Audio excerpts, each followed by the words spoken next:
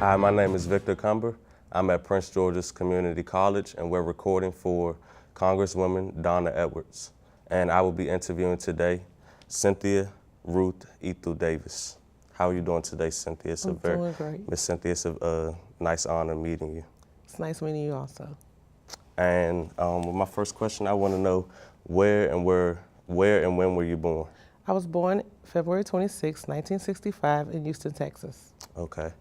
And who were your parents and what were their occupations? My mother is Fanny E.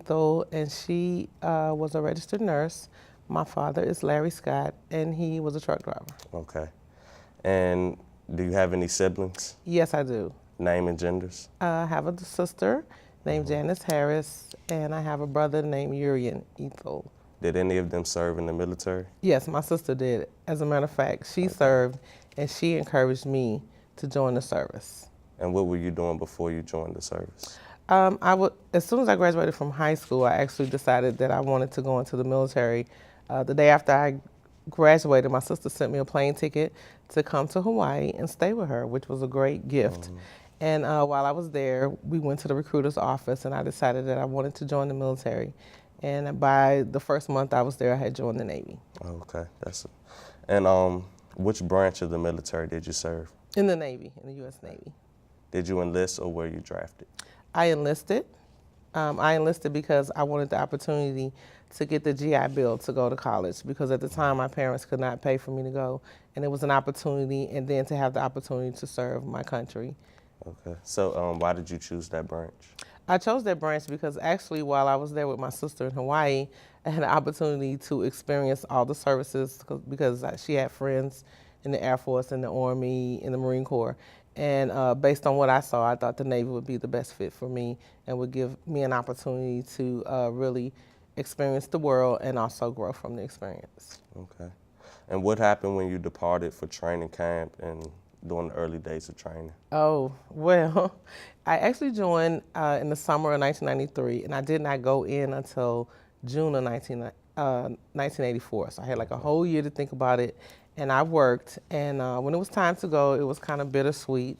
My boss wanted me to come back and work, and they begged me to stay, but I knew that if I would go into the military, it would be a good experience. So everybody cried, my mom and everybody, because she really thought I should go to college instead of going to the military. And my uncles and everybody was so upset, but it was the best choice I ever made. When I got to basic training, it was really, it was different, you know, and they kept telling us to hit the line and get in line, and we were like, what are they talking about? Because we had stayed up till like 2 o'clock in the morning. At 4 a.m. we were on the line, on this imaginary line somewhere we were all trying to find. It was a lot of learning and discipline and learning how to work as a team. I think that was the best thing I learned, is how to be a part of a team, because if one fell, all fell. And that was the approach they took during training. But I made some great friends that I still stay in touch with. Victoria Jones, we were really good friends, and we were in the same company in boot camp. My boot camp company was KO 88, and we got all our flags while we were in training, because you got like awards every time your company did really well. And we did really well together as a team, and that taught me about being on a team. So it was really good for me. Did you, do you recall any of your instructors? I had 2 they called them company commanders at the time, and that was Frank and Harris. That was their names. So okay. One of them was a radio, and I can't remember what the other one was. But one was it was called Salt and Pepper, because we had a black and a white company commanders. One was short and one was tall, so they always called them Salt and Pepper. So how do you remember them? Like, I guess what were they like? They were stringent, you know. They were hard on us about getting the things done, but they called me High Octane, and that was my nickname I got from boot camp because of my last name being Ethel. So it's like ether. So they was like, "You're High Octane." Okay. So I kind of stuck with that. Has kind of stuck with me over the years, and I remember them for that. You received any special training?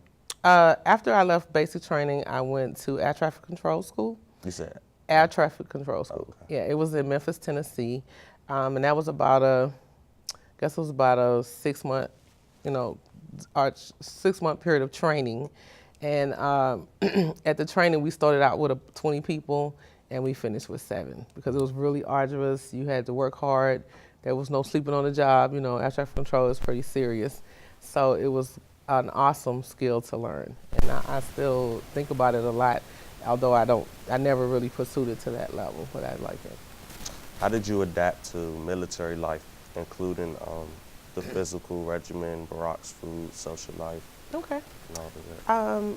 The physical, you just had to do it. One of the things when I was in basic, I wasn't a swimmer, so I had to go to like swim training in the morning. We had to get up at 4 in the morning, go to the pool, and learn how to swim. And you had to jump off of a diving board that was 12 feet high, and every time I would put my hands out. So that messed me up. I had to keep starting over, and he was like, Ethel, get back in line. And I had to keep doing it until I keep my hands down until I hit the water, bring yourself back up, and then you had to float for 5 minutes. So eventually I got it because I was determined to serve in the military. And I also had to work on my physical fitness. We had to run a mile and a half. You had to do sit-ups and push-ups, and we did quite a few push-ups in basic. So I was able to get that completed. So it was really intense, but it's amazing how if you just keep trying, you can do anything.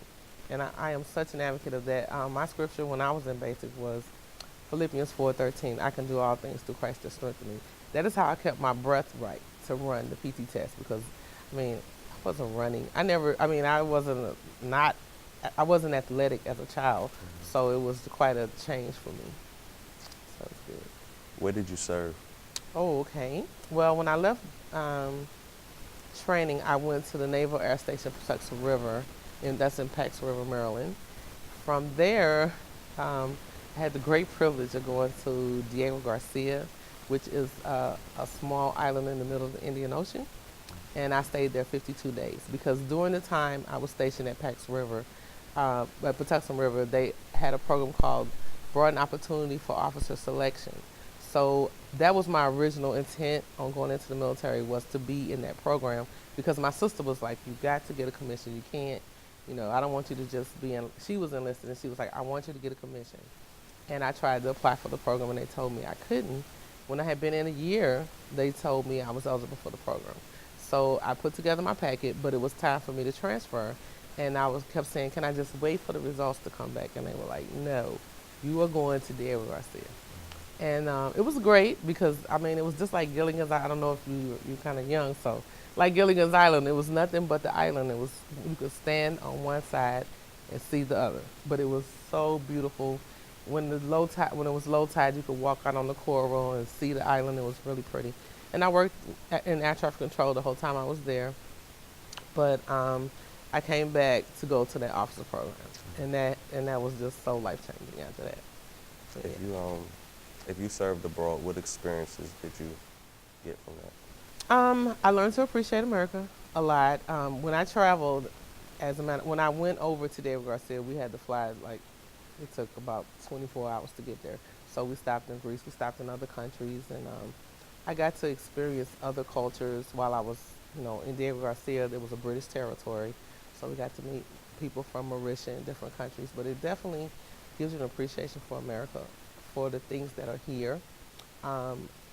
You don't really think about all the freedom, not necessarily to say you don't have freedoms in those countries, but it's a different approach from what is here and what you're used to.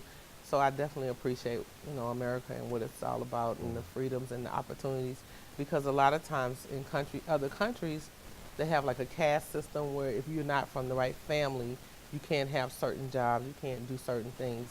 And by being in America, all you got to do is take the opportunity. It doesn't matter what my parents did.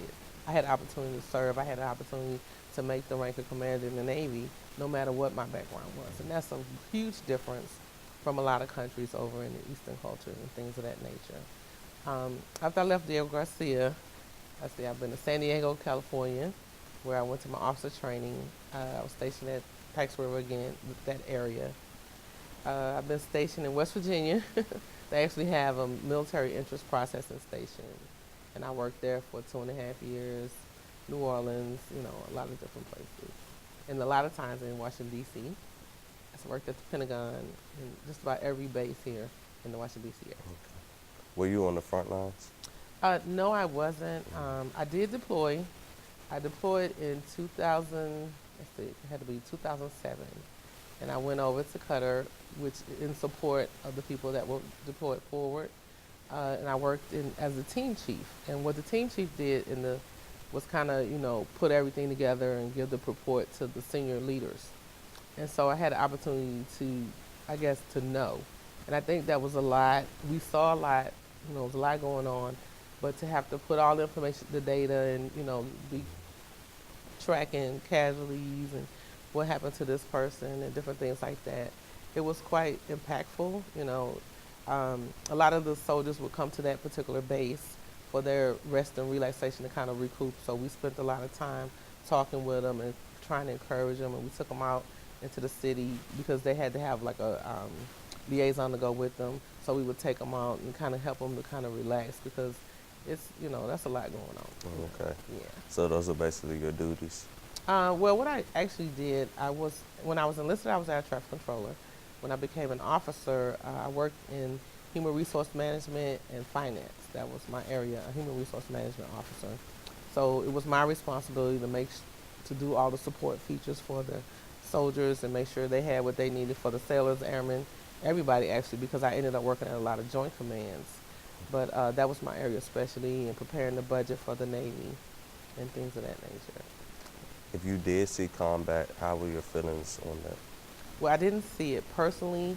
I think from listening to the stories of the people around me, it's very life-changing. It's so life-changing to be exposed to it. It was life-changing for me. When we had to report the number, of casualties and wounded and different things, and you had to give a synopsis of what happened, that's very impactful on you. And sometimes they would send us pictures, and you had to, it was like, look at it if you want to. Most of the time I really didn't look at it because I didn't, it was a lot. It was a lot to see. Okay. What kinds of friendships and commander did you form while serving? Oh, lifetime friendship. The people you serve with, the friends you make, you never forget them. Because, like I was saying, it's such a team thing. You're a part of a team. You're in the Navy serving together. You're supporting each other. You're, developing those relationships that you'll keep forever. I have friends, like I was saying, my friend from boot camp. I went to boot camp in 1984.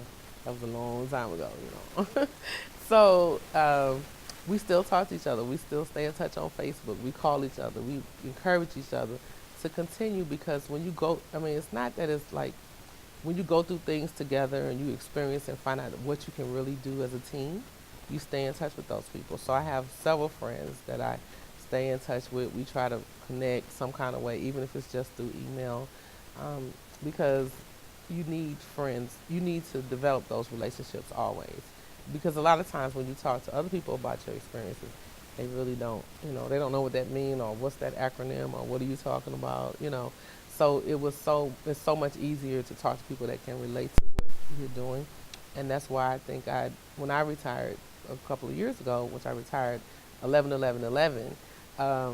I joined an organization of women veterans so that I could continue to have that camaraderie with my fellow women veterans. Okay, so how did you keep in contact being so far with your family? Oh, I go home a lot. And we stay in touch. I talk to my mom a lot on the phone. And that's one of the things, actually, what I did when I got ready to retire, I went home. I actually went to college at Prairie View A&M University, which is near my home, about 45 miles away. And I had my retirement ceremony there. And I was retired on the same stage where I was commissioned. So I went full circle to finish, serving.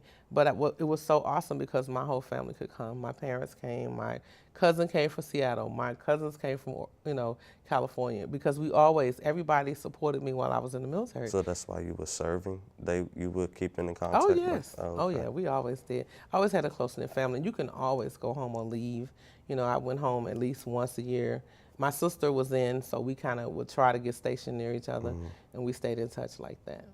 What did you do for recreation when you were off duty? Okay. Well, I'm an avid tutor. I tutored math ever since I was looking at some pictures last night to get my things together. I'm gonna need me a math tutor. I tutored math a lot. I like to read, and I love to travel. So when I would take my leave, I would try to go do something I never did. We would go on trips or things like that as a family. Okay. I enjoy, like I said, I enjoy reading, exercising, and that's what I did. Keep yourself in shape. Yes, got to stay in shape because you got to take your PT test twice a year. Yeah. Where were you when the war ended? Well, actually, when Desert Storm ended, I was in college, so I Okay. didn't participate in that campaign. But for the latest campaign, I retired. So Okay. I guess it will end next year for Operation Enduring Freedom. It's kind of still going on, but they're trying to do the drawdown. But when everything started, like 9/11, I was actually here, and my husband worked in the Pentagon. So he was there, and actually with his duties, he ended up having to go actually to the site where everything was happening. But I was right across the river at the Navy Yard.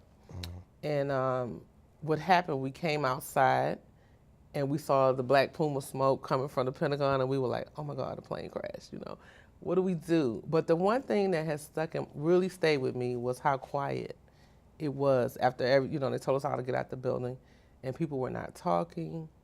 They were just walking around looking at, just kind of silent, just waiting for someone to say, this is over, this is not happening. That was the longest day ever for me because we were locked on the base, and I have 2 children, and they were actually with someone else, and I could not get to them. And it was no need to leave because the roads were jammed. Everyone was in such a stir. But I guess and unfortunately, that was the first day ever and the last day. My husband and I rode to work together. He had the car. I had no way to get home, and my children were out there. So one of my coworkers, he gave me a ride to go home and get a car, and get my kids. But I think that was the most, challenging time for me because we couldn't leave the base. We couldn't do anything, and my kids they were calling, can you pick up your baby? Well, things like that. And I was like, I can't get off the base. So that was challenging. And then to know that my husband was safe because he was in the building, when everything happened. And then I just kept calling, and they finally called me and were like, okay, he's safe. You can't talk to him. I just want you to know, he's not hurt or anything like that. So was it hard adjusting back to civilian life? It's still an adjustment because, like I said, I just retired 2 years ago. It's an adjustment because, in the military, there's such camaraderie, and people's word is their bond, and people are, pretty, like, if I say I'm going to be there, then I'm going to be there. And it's a little different, and not to say, sometimes I know things happen, situations happen with people, but the military part, people do things differently. Okay. Are you a member of any veteran organizations? Yes, I'm a member of the American Legion, which is for all military campaigns, and I am a member of the Women Veteran Interactive, which is a group for women veterans that is headed by Ginger Miller. Yeah. Well, basically, if you could just give me a recap on anything else that you've done since leaving the military. Since I left, I actually started my own business. Okay. I'm an entrepreneur. I have a business called Decker Consulting Services, which is a business management consulting firm. And what we do is work with helping companies improve their structure, systems to be more efficient and effective and develop strategic plans. Okay. And how did your wartime experience affect your life now? I guess I'm more sensitive to life. One of the things from being in Qatar, it was so brown. In the overseas, like Qatar, they call it Qatar. It's real close to Saudi Arabia, so it's all desert. So everything is brown, and the buildings were brown, and your clothes were brown. Everything was brown. So for me, I have such a more vivid appreciation, I guess, for color. I never saw a cloud. It never rained. And I was there like 125 days. I don't know, something like that. And so I never saw rain. And it was always over 100 degrees. So, although that seems like really hot, you wore long sleeves, you stayed cool that way. But it was just seeing the color, seeing the clouds, having an appreciation for the green grass, the green trees, the fall, the colors of the world, of the nature, because everything was brown, and that You was the talk one about thing when you were when I serving, was over it, so when I that was was deployed. pretty depressing. Well, not necessarily depressing, but it's kind of that's what really Mm-hmm. stuck with me. Like, it never rains here. There's no difference. Change. There's no Yeah. change. That's right. It was always the same every day, every day. So one day they had a sandstorm. That was quite an experience because no matter what you did, it was like sand in your hair, sand in your. Every time you took a breath, there was sand in your nostrils, and we were like, oh my God. So you tried to stay inside, but you had to like go eat. So you had to eat in a different place, and you had to go here and you had to go there. So that was Yeah. quite challenging. So what were some life lessons that you learned from the military? Okay. Life lessons, the number one thing is whatever you want to do, you can do it. All you got to do is find the criteria. Find out what you need to do and meet the criteria. There were several times during my career, I had so many unique opportunities. I had an opportunity to be a joint staff intern, and I worked on the joint staff alongside senior leadership, and they would share all their, nuggets and information with us when I was a lieutenant. And that was just such an awesome experience. We got to go to the United Nations. We did all kind of things just to experience what senior leadership does. Okay. Then having command, I learned that when I had command, I was in charge of a reserve center in Greenville, South Carolina. And I think that was my best duty because I learned how to interact with the community. I served as the treasurer for the Chamber of Commerce for that city. And then I also had opportunity to work on the Economic Development Committee for that city. And with that, you have an opportunity to learn how to affect change in the community, how to make a city better, things like that, that really has stuck with me and has helped me develop my own business from that, actually. But being in charge of those people, and I was in charge of reservists, which are what we call twice a citizen, because they work and they serve.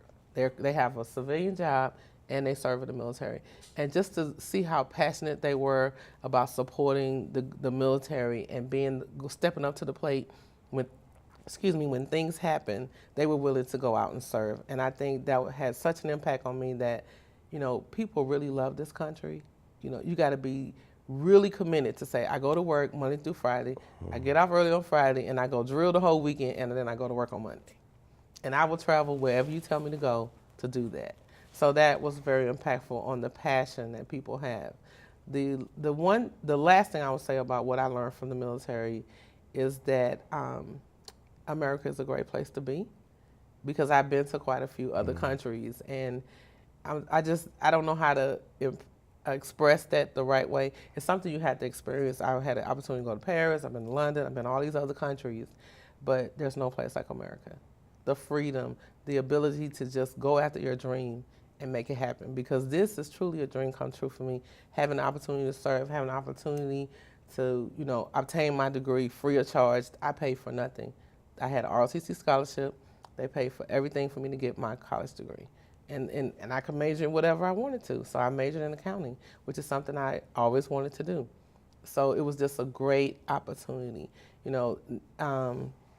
was such a win-win for me personally. A lot of people, come in for different reasons, but I came in because I knew it would be good for me to help me to mature and grow up and, get my life on track, because I knew if I stayed at home, I'd be doing what everybody else is doing. And a lot of times when you go home and you see your friends and you're so much more, matured, or like, what are they talking about?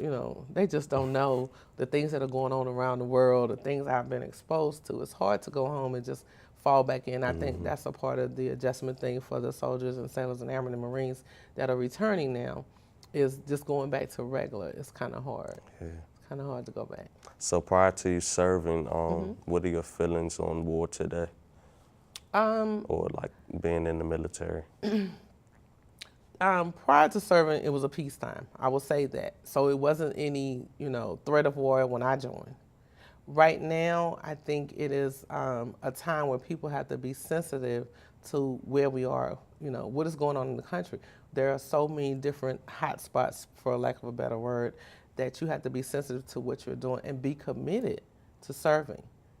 And service mean if they tell you to go, you go. When I was deployed, I missed my daughter's 16th birthday, sweet 16. I missed my son's graduation from kindergarten. You know, those kind of things I had to put on the back burner because I had to go and serve my country. So you have to really think about what you're committing to. What message would you like to leave with anybody that wants to join the military, people that might be thinking about it, you know? Okay, like I was just saying, it's a great opportunity. If you want to serve, serve. If it's in your heart to be a part of the military, pursue it, research it, find out what is required of you to do it, because it is a commitment. It is a commitment. It wasn't a life commitment for me. I thought I was going to be in 4 years and get out. Well, after the 4 years, they offered me a great opportunity, so I took it.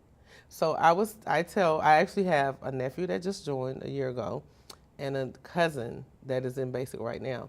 And what I told them was, it's a commitment, but it can be a great opportunity to move you forward. It can be a great opportunity for you to see the world, mature, see something different, make you a different person. You are becoming. So if you want to serve, pursue it. Research it first, because all the services are different. The Navy, Army, all of it is different. They have different missions, so know the mission of your service, and if you want to serve, go for it. Okay. It's nothing like it. I would never tell someone not to do it. Be true to your country, serve your country. It will make you a better person. I'm telling you, you will definitely appreciate to a different level the freedoms you have in America. You want to leave anything else to the to the viewers that may be watching? Oh, I just want to say this has been such a great opportunity. I thought a lot about this because I don't take it lightly, because this will go down in history. And I wanted to do it because I want to leave a legacy for my grandkids or my great-grandkids or anyone in my family to know that this was a good thing for me. My uncle, it was kind of funny, my uncle he was like, I really don't want you to do this. But I did it. So he came to one of my change of command, and he sent me this tape, and he said, I'm so glad you didn't listen to me. You know, I'm so glad you went after your passion. The one thing I learned from this is that follow your dream. Don't let anyone else choose your dream for you. Be a dreamer, be a big dreamer, and go for it. Okay, that's good. Is there anything that you feel we haven't discussed that you would like to bring to the table? No, I think we did. I guess, well, only thing I would say, one last thing would be, the thing that helped me make it through was definitely trusting God and having great mentors. Okay. And the one thing the military gives you is great mentors. Some of my mentors were Captain Cynthia Miller, my namesake, and then Admiral Booker. He really helped me a lot.